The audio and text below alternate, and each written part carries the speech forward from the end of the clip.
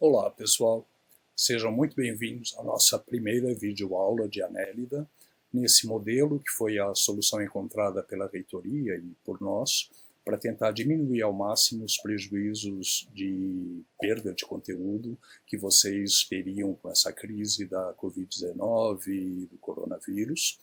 E claro que nós sabemos que essas aulas estão longe de ser o ideal seriam mesmo aulas presenciais, no auditório e no laboratório com a parte prática, mas nós vamos tentar ao máximo diminuir os prejuízos que vocês têm com essa mudança, e isso eu falo com relação ao arquivo, que é o mesmo que vocês teriam visto no auditório, exceto, claro, por algumas mudanças que eu fiz para poder adaptar ao próprio modelo de videoaulas.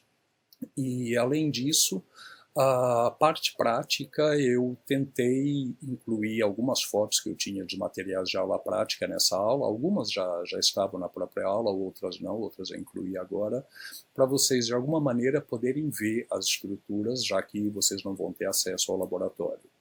Claro que as dúvidas vocês não vão poder tirar no momento em que estiverem assistindo a aula, diferente do que ocorreria no auditório, mas os nossos monitores estão à disposição para ajudar vocês, e além disso vocês podem me contactar diretamente, seja no grupo de Invertebrados 2020 do Facebook, ou então através do meu e-mail, que aparece aqui, é nogueira@ib.usp.br, e eu terei o maior prazer em poder tirar as dúvidas de vocês, se os monitores não conseguirem. Então nós vamos começar essa aula situando os anelídeos na filogenia de Metazoa. Essa é a filogenia mais recente, ela foi publicada, se eu não me engano, na primeira semana de março desse ano, e ela é uma compilação dos dados da literatura baseado principalmente em filogenias moleculares. Bem, eu falei dessa filogenia na aula de introdução à bilatéria, e o professor André também falou dela quando falou de plateumintes. Segundo essa filogenia, os animais bilaterais, que seria esse grande grupo aqui, eles são divididos logo na base em Xenacelomorpha e Nefrozoa.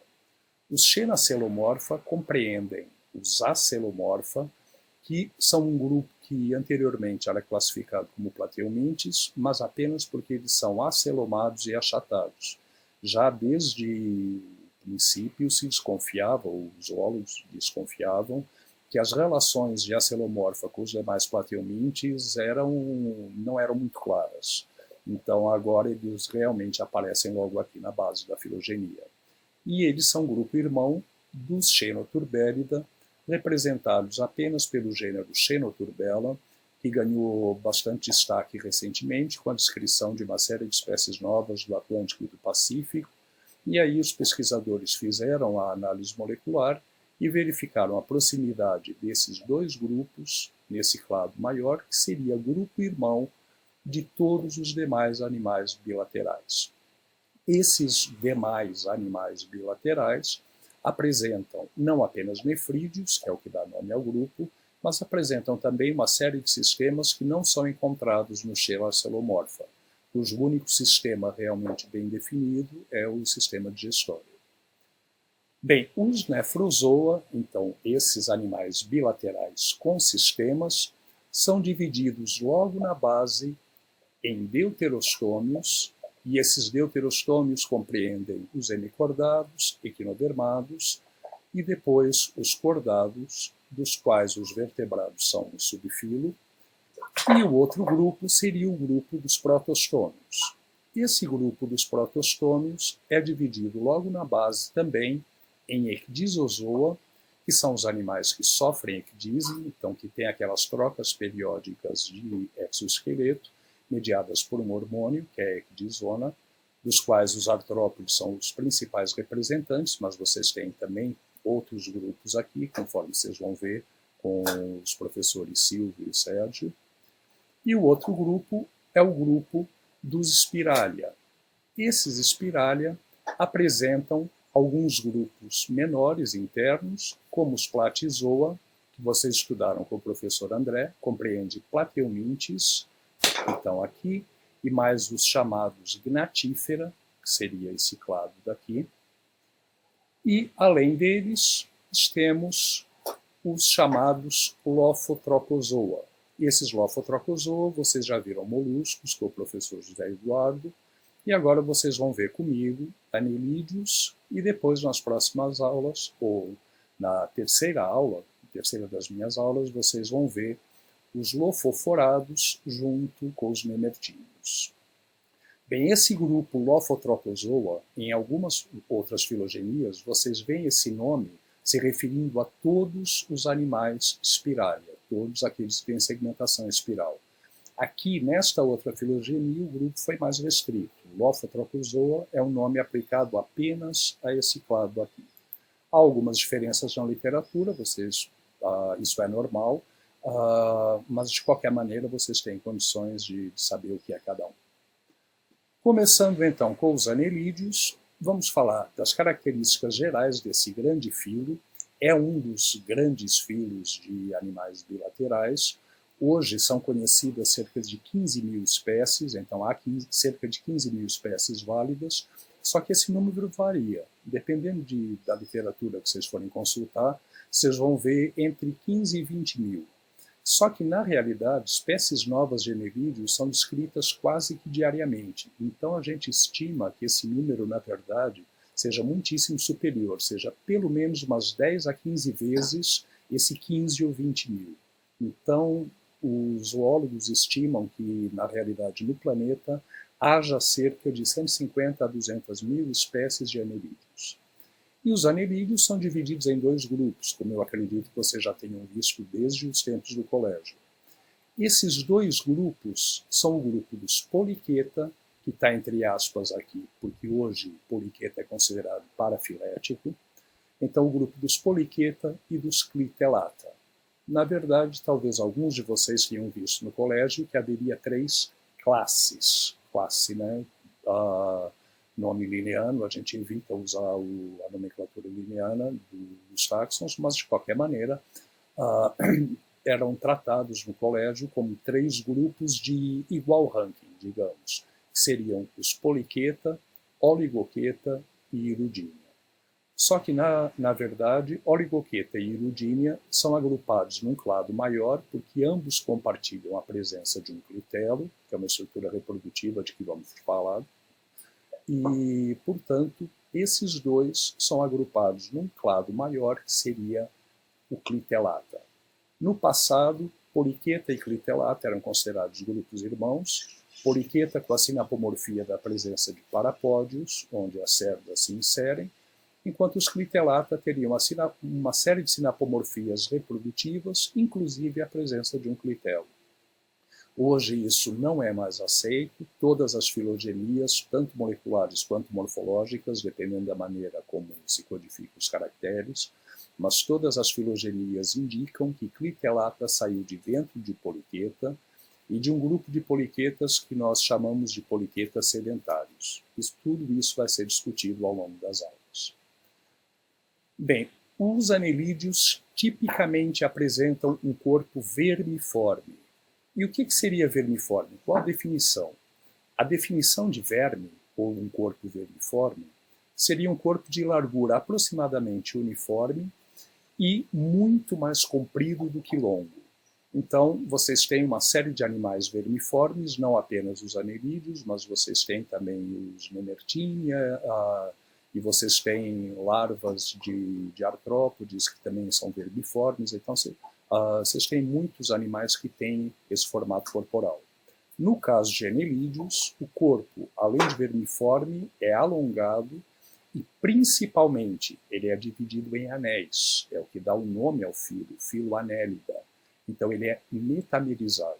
A metameria é considerada a principal característica de anélida, a sinapomorfia desse grupo. E o corpo, então, vai ser formado por uma primeira região, que é o prostômio, uma segunda região, que é o peristômio, e a boca vai estar ou no peristômio ou entre prostômio e peristômio. Aí depois vai haver um tronco com um número muito variável de segmentos, podem ser 5, 10 nas espécies pequenas e que têm número fixo de segmentos, ou até muitas centenas de milhares, no caso de alguns poliquetas gigantes ou de minhocas gigantes. E termina pelo ânus, que é a região, ou desculpa, termina pelo pigídio, que é a região onde se localiza o ânus. Vejam, como a gente vai ver no final dessa aula, prostômio, peristômio e pigídio não são metâmeros, não são segmentos verdadeiros, porque eles se originam de outra região da larva que não aquela responsável pela formação dos segmentos. Então isso vai ser visto no final da aula, mas é importante que vocês tenham na cabeça que prostômio, peristômio e pigídio não são segmentos verdadeiros. É típico de anelídeos apresentar um celoma bastante amplo, então isso é típico da arquitetura corporal de Annelida. Esse celoma ele vai ser preenchido por um fluido, que é o fluido celômico, e ele vai ser utilizado como um esqueleto hidrostático contra o qual a musculatura vai agir. São aquelas camadas musculares, as principais são a circular e a longitudinal, eu falei para vocês disso na aula de introdução à bilatéria, mas aqui vocês veem isso bem definido e com um papel bastante importante.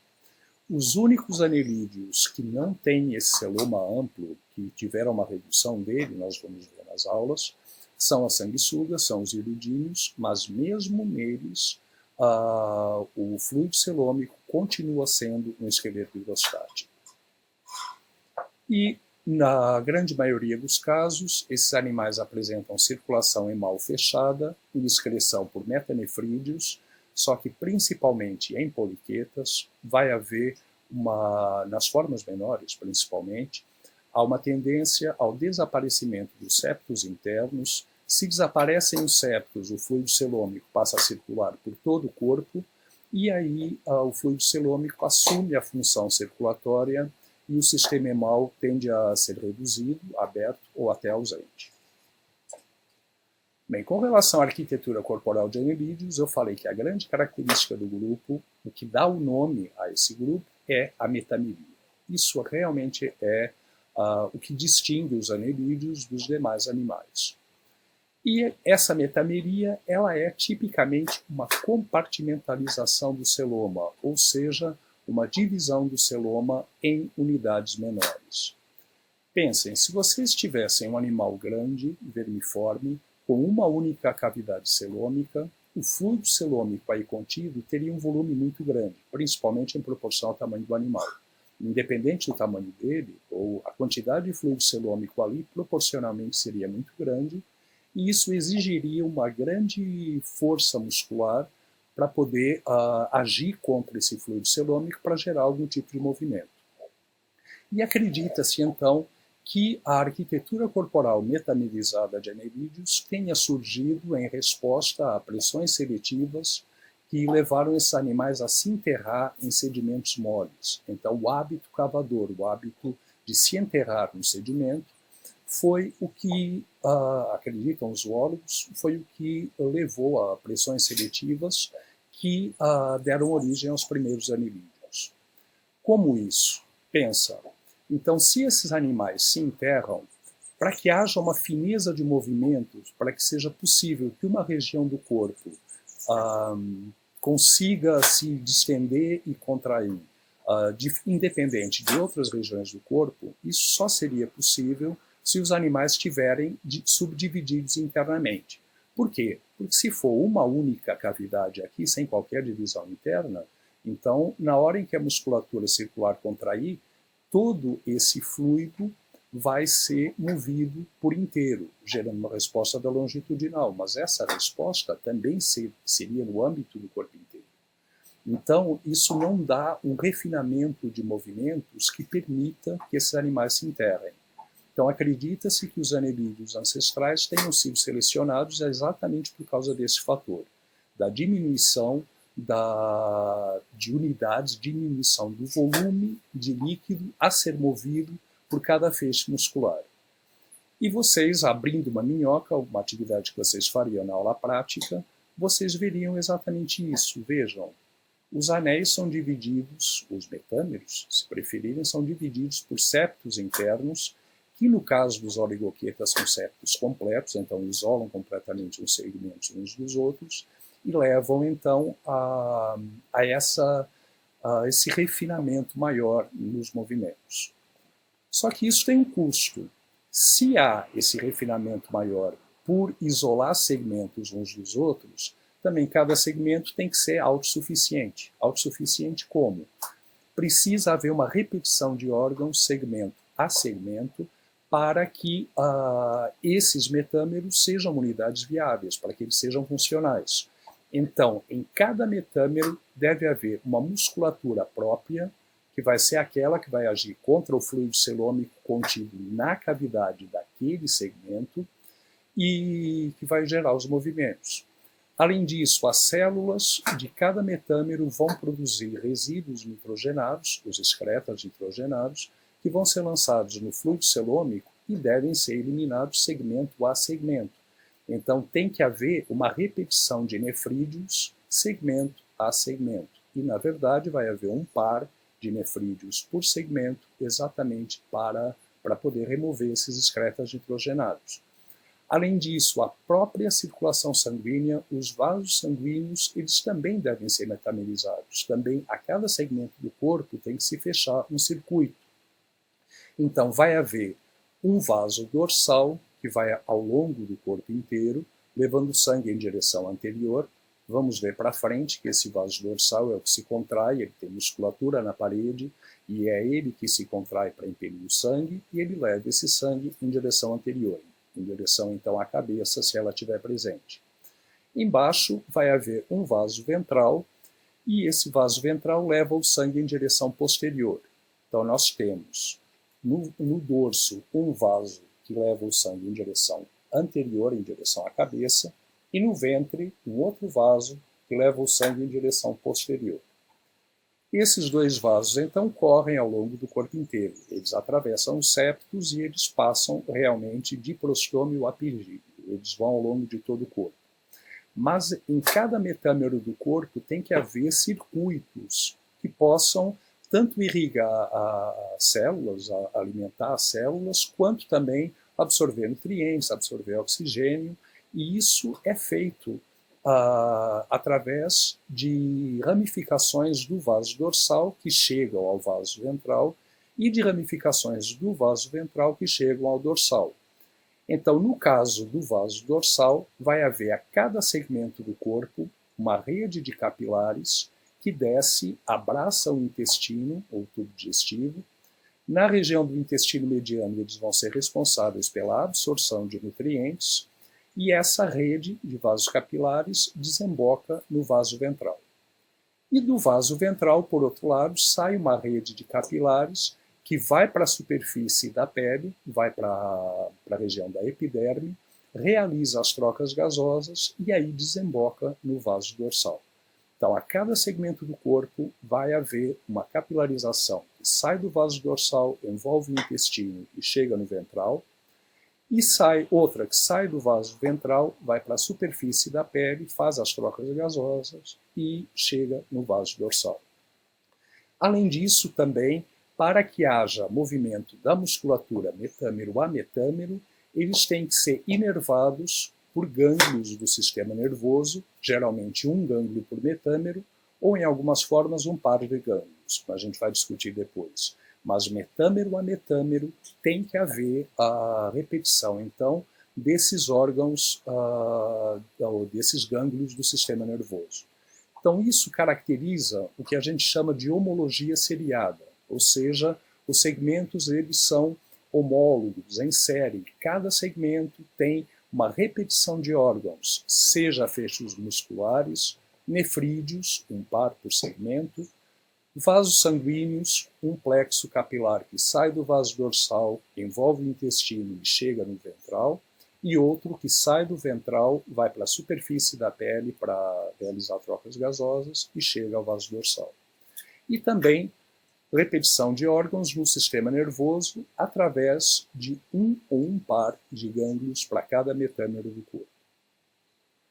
Com relação à morfologia externa, nós temos algumas diferenças entre os três grupos, poliquetas, oligoquetas e irudíneos, esses dois últimos como clitelados, mas para a gente falar das características independentes de cada um, é melhor a gente tratar os grupos separadamente. Então, primeiramente, os poliqueta, eles são animais que apresentam um corpo cilíndrico, a fraca ou moderadamente achatado dorso ventralmente. Então aqui na imagem vocês veem um poliqueta em corte transversal. O parapódio de um lado foi plenamente representado, do outro não, ele foi cortado para diminuir o desenho, mas seria tudo igual. Aqui o tubo digestivo em corte transversal, e vocês veem então que a secção do corpo ela é cilíndrica, mas ela é ligeiramente achatada ventralmente, porque é o lado que está em contato com o substrato. E é típico de poliquetas apresentarem parapódios portando cerdas. Vejam o nome, poli é muito, queta é cerda. Então o nome poliqueta deriva exatamente disso. Isso não é necessariamente verdade, porque há vários poliquetas com poucas cerdas, e há poliquetas também, embora mais raros, que não têm absolutamente nenhuma cerda no corpo inteiro. Mas isso é secundário. Então é típico de poliquetas apresentar essas estruturas carnosas, que são os parapódios, de onde saem as cerdas. Então as cerdas não saem aleatoriamente da parede do corpo de qualquer lugar. Elas saem dessas estruturas que normalmente se encontram divididas em dois ramos. Um ramo dorsal, que é o notopódio, e um ramo ventral, que é o neuropódio. Noto é o prefixo para dorso e neuro é o prefixo para ventre. E isso está associado, no caso do neuro, ao cordão nervoso ventral, que é uma estrutura que se situa no lado ventral dos animais, em todos os animais, exceto em cordários. Bem, há uma grande diversidade de formas em poliquetas e a gente pode dividi-los em dois grupos principais, seja pela morfologia corporal, seja também pelo hábito de vida.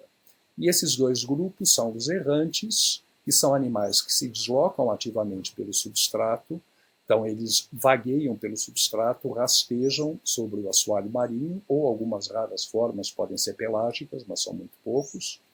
E o outro grupo é o grupo dos sedentários, que são animais que vivem dentro de tubos produzidos por eles próprios, ou então galerias escavadas no sedimento, ou mesmo em fendas, em corais, em pedras. Esses dois grupos eles diferem em características fundamentais na organização corporal. Vejam, no caso dos errantes, geralmente, nem sempre, mas geralmente há uma cabeça bem diferenciada. Essa cabeça tende a apresentar olhos, antenas, que são órgãos principalmente quimiorreceptores, mas também podem ter receptores táteis. Além disso, os parapódios são desenvolvidos bastante carnosos ao longo do corpo inteiro. Tem esses cirros parapodiais, esses no caso são os cirros dorsais, nós vamos falar deles daqui a pouco, mas tem esses cirros dorsais e também as cirros ventrais, que são estruturas também receptoras, são órgãos sensoriais. Os parapódios são bastante carnosos e, além disso, o corpo, vocês veem que os segmentos eles tendem a ser mais iguais, não há uma regionalização do corpo. Os segmentos são iguais uns aos outros ao longo praticamente de todo o tronco. Já no caso dos sedentários, não há uma cabeça diferenciada, como na maioria dos errantes, mas em compensação todos os sedentários apresentam na região anterior ou próximo a ela um tufo de tentáculos. Esses tentáculos apresentam um sulco e esse sulco é ciliado e vai ser o responsável por levar o alimento até a boca.